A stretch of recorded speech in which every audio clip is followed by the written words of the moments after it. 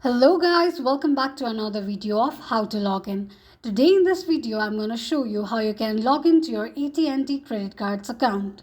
Watch the video till the end to know how you can log into your At&t account.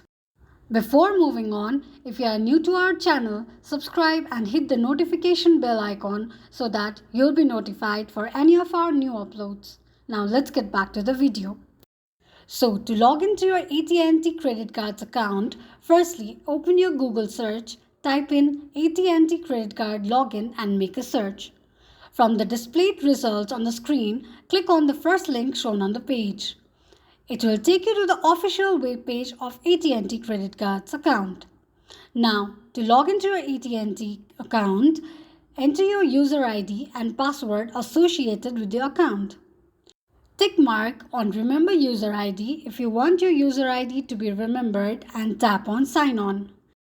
This is how you can log into your At&t credit cards account quickly and easily just in few steps. If you have any thoughts or queries, let us know in the comment section. Thank you so much for watching.